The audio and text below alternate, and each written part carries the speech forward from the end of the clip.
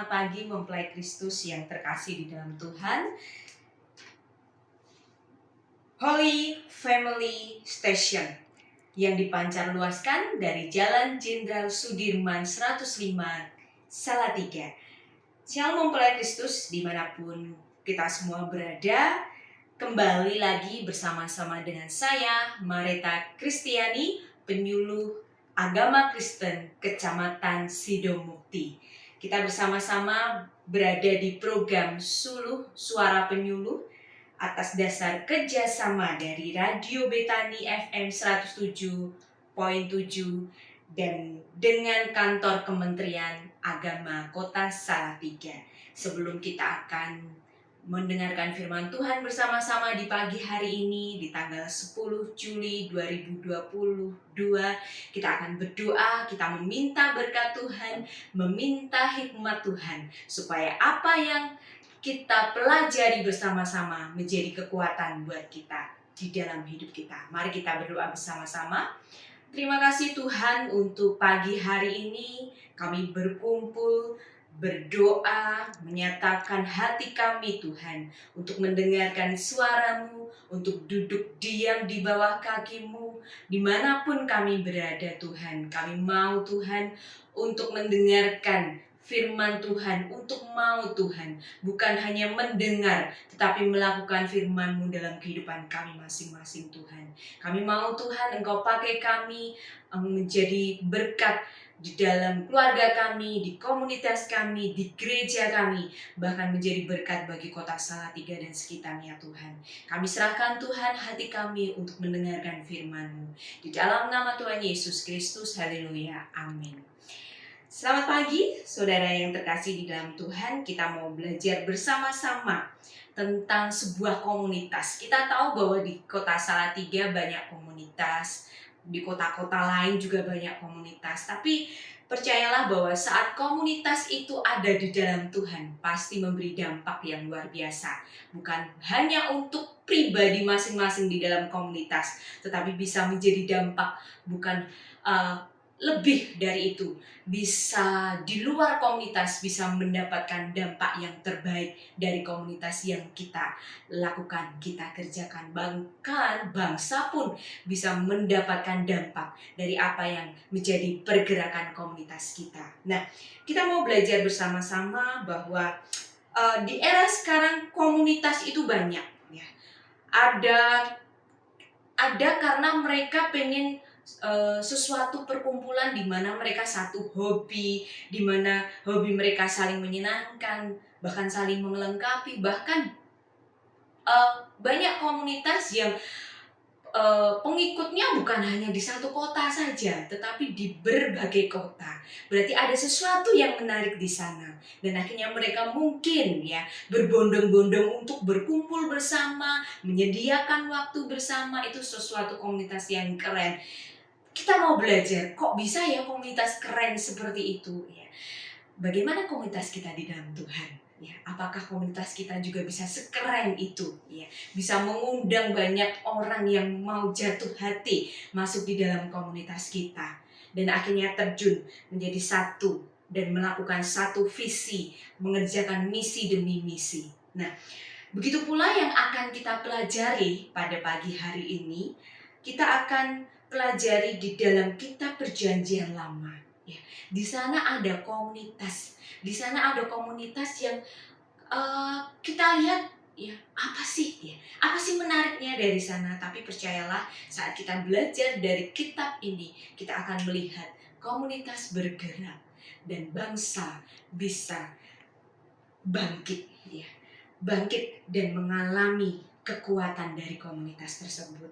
Nah, kita akan belajar bersama-sama, saudara yang terkasih. Kita akan buka di dalam kitab Ester 4 ayat 1 sampai 17 ya.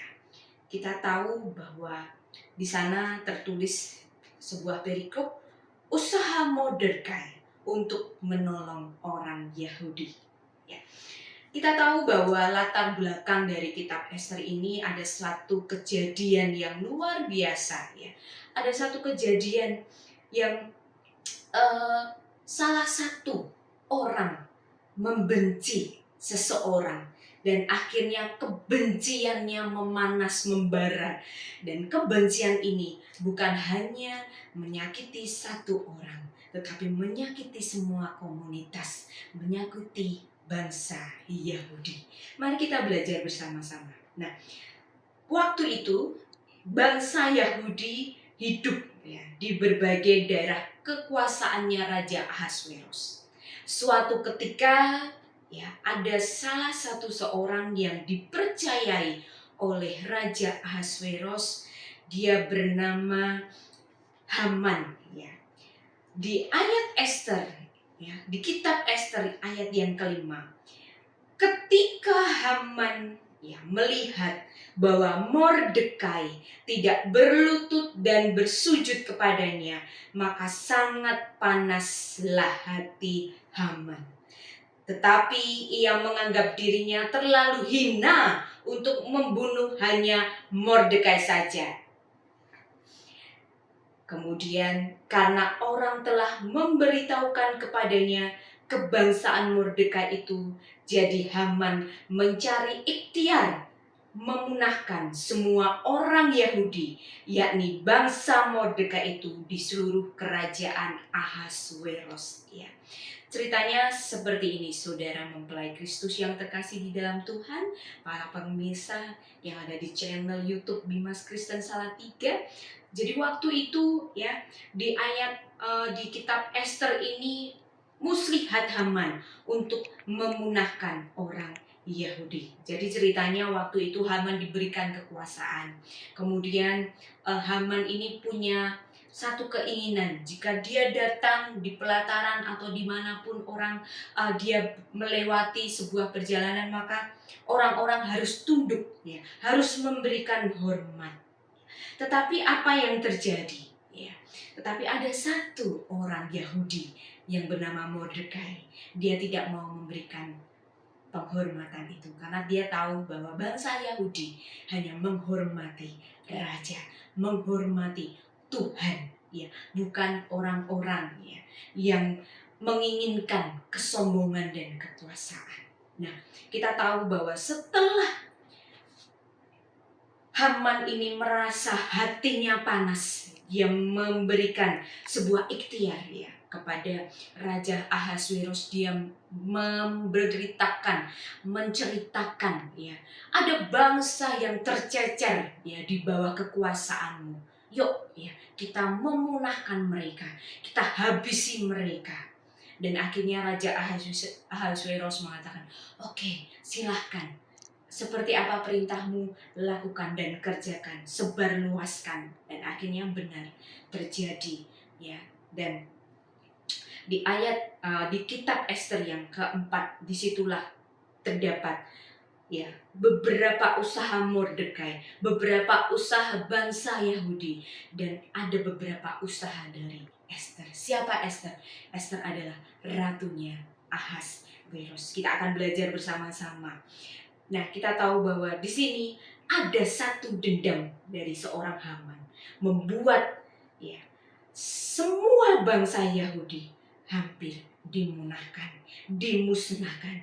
Bagaimana sikap bangsa ini? Bagaimana sikap Mordekai? Bagaimana sikap Ester? Inilah yang disebut komunitas. Ada orang-orang di sana yang saling memiliki, ada orang-orang di sana yang saling sepenanggungan. Kita akan belajar tentang komunitas yang mampu mengguncangkan. Jangan hanya ada kita masuk di dalam komunitas karena kita diterima, karena ada sebuah penerimaan dari komunitas itu. Tapi kita coba ubah cara pandang kita. Kita ada di dalam komunitas tersebut karena kita mau mengguncangkan kerajaan iblis. Kita mau komunitas kita bukan hanya komunitas yang sekedar bahagia, haha hihuha sekedar mengumpulkan massa untuk kita bersama-sama melakukan sesuatu yang menyenangkan. Tapi coba komunitas kita mampu menguncangkan, mampu menjadi berkat bagi kota Salatiga dan bagi bangsa kita. Nah, kita akan belajar usaha apa saja, komunitas yang seperti apa yang Mordekai dan para rakyat Yahudi dan Ratu Ester ini kerjakan. di ayat yang ke-1 dan pertama di dalam Ester keempat. Setelah Mordekai mengetahui segala yang terjadi itu, ia mengoyakkan pakaiannya, lalu memakai kain kabung dan abu. Kemudian keluarlah berjalan di tengah-tengah kota sambil melolong dengan menyaring dan pedih. Dengan demikianlah datanglah ia sampai ke depan pintu gerbang istana raja. Karena seorang pun tidak boleh masuk pintu gerbang istana raja dengan berpakaian kain kabung. Kita mau lihat di ayat yang pertama dan kedua. Kita melihat bahwa Mordekai, orang yang tidak mau menyembah Haman, dia tidak hanya ya sudahlah, ya yang terjadi biarlah, tetapi dia mau mengusahakan. Karena bukan kesalahan seperti ini, bukan kesalahan yang dia lakukan, tetapi memang dia tidak mau menyembah manusia. Yang dia sembah hanyalah Tuhan. Ya, kita tahu bahwa kegigihan orang Yahudi hanya mau menyembah Tuhan, bukan seorang manusia yang disembah. Nah, di ayat 1 dan 2, Mordekai ini berani menyuarakan apa yang dialami komunitasnya, apa yang dialami oleh bangsa Yahudi. Di sini kita mau lihat, ya, bukan persungutan yang sedang dikerjakan Mordekai, tetapi dia mau mengatakan keberaniannya kepada orang-orang istana, di dalam istana, di luar istana. Dia mau memperlihatkan, ini loh aku sedang menyuarakan, aku sedang memperjuangkan bangsa Yahudi. Karena aku dan bangsa-bangsaku akan dimunahkan, akan dimatikan. Nah, kita tahu bahwa Raja Ahasweros waktu itu hanya mengetahui saja, mengiyakan. Tetapi di sini, ya, kepemimpinan Mordekai, dia mau menyuarakan apa yang dialaminya dan dia mau memperjuangkan. Inilah sikap Mordekai. Apakah sikap kita di dalam komunitas kita? Kita mau memperjuangkan komunitas kita? Kita mau memperjuangkan untuk, ya, kemakmuran, kesejahteraan. Dan yang ke ayat ketiga, di tiap-tiap daerah kemana titah dan undang-undang raja telah sampai, ada pergabungan yang besar di antara orang Yahudi, disertai puasa dan ratap tangis oleh banyak orang, dibentangkan kain kabung dengan abu sebagai lapik tidurnya. Kita lihat bahwa yang terjadi di ayat ketiga, inilah yang dilakukan oleh orang-orang Yahudi, oleh rakyat Yahudi. Ya, satu perkumpulan bangsa yang akan dimunahkan. Mereka berpuasa, mereka melihat, memandang Tuhan, bukan memandang kepada masalah, tapi mereka mau menyuarakan hatinya kepada Tuhan, datang kepada Tuhan di saat masalah itu terjadi. Ya, kita lihat bahwa rakyat ini merasa sepenanggungan, memiliki rasa untuk memiliki bersama-sama. Ya. Ini sebagai peringatan buat kita yang saat ini hidup di dunia ini, yang saat ini kita berada di dalam komunitas. Yuk mari miliki, ya, komunitas kita, ya, miliki dengan hati yang sungguh-sungguh, bukan memiliki dengan kepunyaan pribadi. Ini loh komunitasku, ini punyaku, ini yang mendirikan aku, dan kita membanggakan bahwa inilah aku, inilah yang sudah aku kerjakan di dalam komunitas. Hal itu tidak menyenangkan bagi Tuhan. Saat kita merasa memiliki bukan dengan hati yang tulus, tetapi dengan motivasi tertentu. Saat kita memiliki komunitas, maka percayalah engkau akan mendapatkan kekecewaan. Tapi saat engkau memiliki komunitas dengan rasa kekeluargaan di sana, saya yakin dan percaya komunitas itu akan membawa dampak yang terbaik. Orang-orang akan ikut andil, ikut merasa tertarik. Sebenarnya apa sih yang dilakukan komunitas itu?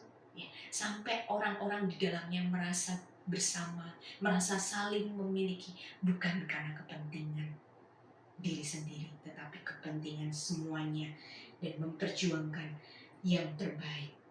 Dan kita juga baca di ayat yang ke-8. Ini sikap Mordekai kembali. Di ayat ke-8, juga salinan surat undang-undang yang dikeluarkan di Susan untuk memunahkan mereka itu diserahkannya kepada Hattah supaya diperlihatkan dan diberitahukan kepada Esther. Lagi pula Hattah disuruh menyampaikan pesan kepada Esther supaya pergi menghadap raja untuk memohon karunia-Nya dan untuk membela bangsanya di hadapan baginda. Kita tahu bahwa di ayat yang ke-8 ini, ya, ini sebuah sikap Mordekai. Mordekai mengambil tindakan strategis, ide yang tepat sasaran. Dan kita juga lihat, ya, bukan hanya tindakan yang strategis yang Mordekai sampaikan kepada Hattah, ya. Bukan hanya ide yang tepat sasaran, tetapi di sini kita mau melihat bahwa idenya dia, ya, idenya dari Mordekai ini mengatakan supaya pergi menghadap raja untuk memohon karunia dan untuk membela bangsanya. Ingat, ya, Mordekai ingat siapa otoritas yang ada di sana. Dia bukan hanya memiliki tindakan yang strategis, tetapi Mordekai menghargai otoritas siapa yang menjadi pelindung, siapa yang seharusnya dia sampaikan keluh kesahnya. Mari mempelai Kristus yang terkasih di dalam Tuhan. Di dalam setiap komunitas, saya yakin dan percaya di situ ada penasehat, di situ ada ketua, di situ ada yang menjadi pelindung-pelindung kita. Mari hormati mereka, hargai mereka, otoritas mereka. Karena saya yakin dan percaya saat engkau belajar untuk menghargai otoritas, ya, komunitasmu akan menghormati satu dengan yang lain. Saat kita tidak mau menghargai otoritas, yakin dan percaya bahwa komunitasmu akan terpecah belah. Tetapi saat engkau mau menghargai otoritas, siapa yang tertinggi, penasihat, ketua, maka ada sikap hormat, ya, di mana Tuhan menaruhkan ketua, menaruhkan penasihat atas karena pilihan Tuhan dan rencana Tuhan yang terjadi dalam komunitas kita. Nah, kemudian di ayat yang ke-11, ya, di ayat yang ke-11 diceritakan ini adalah suatu tindakan Esther. Semua pegawai raja serta penduduk daerah-daerah kerajaan mengetahui bahwa bagi setiap laki-laki atau perempuan yang menghadap raja di pelataran dengan tiada dipanggil, hanya berlaku satu undang-undang, yakni hukuman mati. Hanya orang yang padanya raja mengulurkan tongkat emas yang akan tetap hidup. Dan aku selama 30 hari ini tidak dipanggil menghadap raja. Ya, Esther, ya, disuruh oleh Mordekai, ya, disuruh Mordekai untuk menghadap raja. Tetapi Esther tahu sistem, dia tahu identitas, maka dia tahu sistem, ya. Dia tahu sistemnya bahwa seorang siapapun itu juga, ya, rakyat atau ratu, jika tidak diundang, bahkan pegawai atau penduduk yang tidak diundang atas seizin raja, ya, jika raja itu tidak berkenan, maka yang terjadi adalah hukuman mati. Ya, Esther tahu sistem. Mari komunitas yang ada di kota Salatiga, yang ada di kota-kota yang lain, tahu sistem dan bekerjalah sesuai sistem, sesuai birokrasi, supaya kita bisa mengatur, mengarah yang terbaik. Nah, Esther tahu sistem karena dia yakin, ya, kalau raja tidak menghendaki tamu, tidak menghendaki siapa yang datang, maka yang terjadi adalah hukuman mati. Bukannya Esther untuk menjaga dirinya, bukan, ya. Saya yakin dan percaya bahwa Esther di sini, walaupun dia merasa mungkin ada rasa ketakutan di sana, dia tahu kok kalau nanti dia datang tanpa undangan, dia bisa dihukum mati, dia tahu. Tapi di sini diingatkan oleh Mordekai. Mordekai mengingatkan, kalaupun kamu tidak mau, ya, orang lain bisa membawa keselamatan bagi bangsa Yahudi. Dan akhirnya Esther memberanikan diri. Esther memberanikan diri di dalam ayat yang ke-16 sampai 17. Pergilah, kumpulkanlah semua orang Yahudi yang terdapat di Susan dan berpuasalah untuk aku.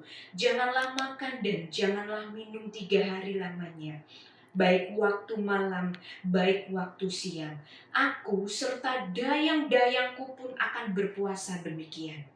Dan kemudian aku akan masuk menghadap raja. Sungguh pun berlawanan dengan undang-undang. Kalau terpaksa aku mati, biarlah aku mati. Maka pergilah Mordekai dan diperbuatnyalah tepat seperti yang dipesankan Esther kepadanya. Nah, kita mau belajar ya, di ayat ke-16 sampai ke-17. Esther ya, membawa segala rencananya, membawa segala ide, segala apa yang rencanakan Esther kepada Tuhan. Dia menyuruh bangsa-bangsa Yahudi, ya, yang perempuan, yang laki-laki, yuk berpuasa menghadap kepada Tuhan, supaya saat aku datang kepada raja, aku tidak mengalami kematian, tetapi aku mengalami kemerdekaan, aku mengalami kemenangan untuk mempertaruhkan, untuk memberikan kesejahteraan bagi bangsa Yahudi. Dan kita tahu di ayat yang ke-17, maka pergilah, ya, apa yang dikerjakan Mordekai diperbuatnya seperti apa yang dipesankan oleh Esther. Merendahkan diri di hadapan Tuhan. Dan percayalah bahwa Tuhan akan meninggikan kita. Mungkin saat ini komunitas yang terkasih, ya, komunitas mempelai Kristus, pendengar, ya, pemirsa yang ada di channel YouTube Bimas Kristen, mungkin saat ini kita punya komunitas. Saat ini kita punya komunitas yang saat ini sedang merasa dikucilkan, merasa tidak diberikan penghargaan, ya, penerimaan yang baik di sekitar kita. Yuk, kita menghadap Tuhan. Jangan merasa keminderan terjadi di dalam komunitas, tapi percayalah bahwa saat komunitas kita dibentuk oleh karena Tuhan, untuk Tuhan, dan dari Tuhan, maka Tuhan akan memberikan yang terbaik. Saat ini mungkin kita dikucilkan, saat ini mungkin kita dibenci, tapi percayalah bahwa kita bisa akan, ya, diberkati Tuhan, dan komunitas kita akan dihargai, ditinggikan. Karena apa? Karena Tuhan berperkara di dalam komunitas kita. Ya, seperti yang akan kita baca di dalam Esther 9 ayat yang kedua untuk mengakhiri firman Tuhan pada pagi hari ini.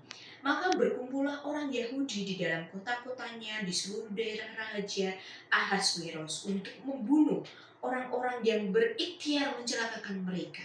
Dan tiada seorang pun tahan menghadapi mereka karena ketakutan kepada orang Yahudi telah menimpa segala bangsa itu. Jadi singkat cerita, karena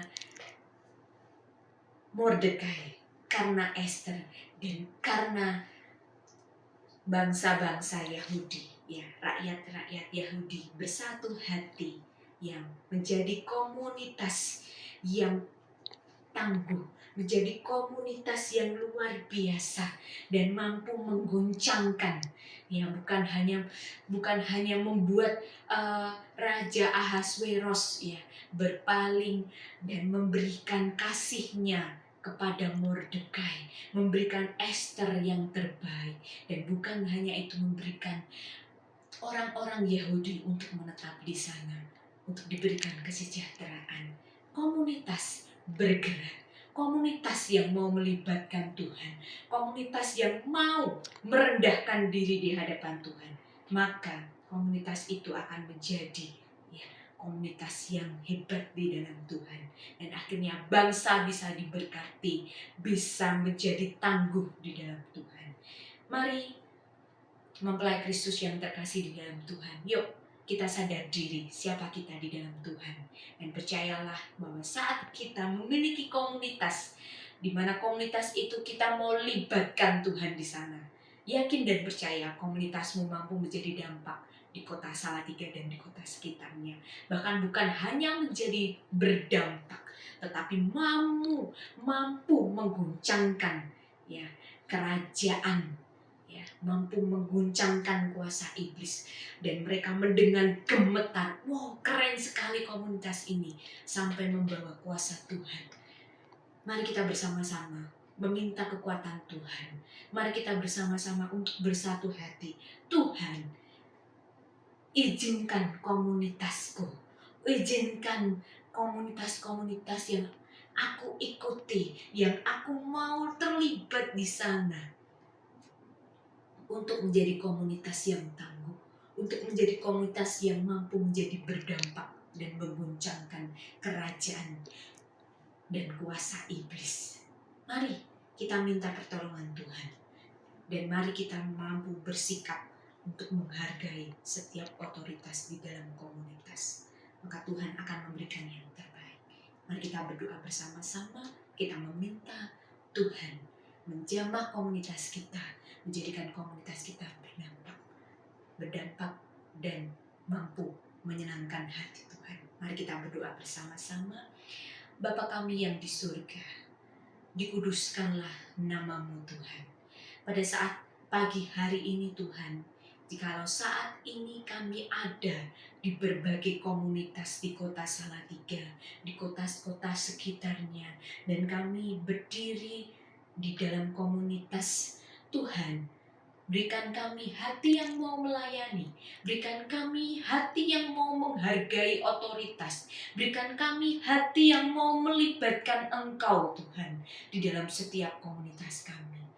Tuhan, ajari kami untuk merendahkan diri kami, merendahkan hati kami untuk melibatkan Engkau di setiap misi-misi komunitas kami Tuhan.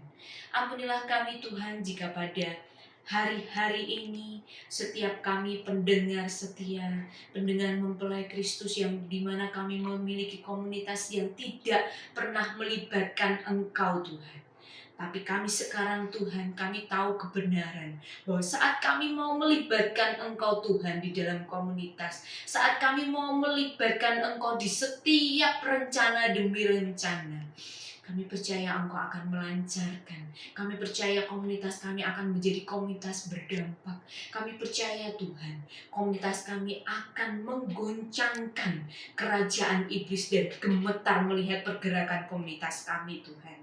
Kami mau Tuhan, setiap mempelai Kristus Engkau pakai kami untuk mengencangkan nih kuasa-kuasa-Mu, untuk melanjutkan pergerakan-pergerakan-Mu. Dan di mana komunitas kami Tuhan mampu memperluas kerajaan-Mu di bumi ini Tuhan. Karena kami percaya Tuhan, saat kami mau mengadakan tangan kami, saat kami mau menyerahkan setiap pergerakan komunitas kami kepadamu Tuhan, kami tahu Engkau akan memberikan kami yang terbaik Tuhan. Dan pada saat hari ini juga Tuhan, kami berdoa Tuhan untuk Radio Betani yang Engkau pakai di dalam setiap proses demi proses, di dalam setiap memperluas kerajaan-Mu Tuhan. Tuhan, berikan hati yang mau melayani. Tuhan, berikan hati yang penuh saling mengasihi. Kami percaya bahwa radio ini Tuhan mampu Engkau pakai untuk memperluas kerajaan-Mu. Bukan hanya di kota Salatiga Tuhan, tetapi di kota-kota lain, di bangsa ini Tuhan. Dan kami juga berdoa Tuhan dengan sepenuh hati kami. Pada pagi hari ini kami berdoa untuk pemerintah kami, untuk presiden kami, untuk setiap anggota DPR, MPR, dan setiap wali kota, gubernur, semuanya Tuhan, di dalam pemerintahan demi pemerintahan. Engkau berikan pemerintahan yang dimana orang-orang yang Engkau pakai di sana, orang-orang yang mampu menghargai berkarya, menghargai Engkau Tuhan. Dan mereka memiliki rasa cinta, takut akan Engkau dan memberikan penghormatan kepadamu. Dan kami yakin dan percaya saat kami bangsa-bangsa, rakyat-rakyat melihat kepemimpinan orang-orang yang Engkau percayakan, mereka memiliki rasa takut, maka kami percaya Tuhan, Engkau akan memberkati kota ini, Engkau akan memberkati bangsa ini menjadi bangsa yang tangguh di dalam Engkau Tuhan. Terima kasih Tuhan, terima kasih. Kami mau Tuhan, Engkau pakai kami untuk menjadi alat-Mu luar biasa di dalam Engkau dan menjadi dampak di sekitar kami, di orang-orang di lingkungan kami, bangsa kami. Inilah doa kerinduan kami Tuhan. Kami bukan hanya sekedar mendengar kisah Mordekai. Kami bukan hanya sekedar mendengar sikapnya Esther, mendengar apa yang dilakukan oleh rakyat-rakyat Yahudi. Tapi kami mau Tuhan melakukan itu karena kami sudah tahu akan kebenaran-Mu Tuhan. Kami mau Tuhan Engkau pakai menjadi alat-Mu luar biasa di dalam Engkau. Di dalam nama Tuhan Yesus Kristus, inilah doa kami. Haleluya. Amin. Terima kasih mempelai Kristus yang terkasih di dalam Tuhan. Kita saatnya akan mengakhiri program Suluh. Dan terima kasih jika ada kesalahan kata, saya Marita Kristiani, mohon maaf dan Tuhan Yesus memberkati kita semua dan tetap semangat, jadikanlah generasi ini semakin unggul dan Indonesia menjadi tangguh di dalam Tuhan. Terima kasih, Tuhan Yesus memberkati.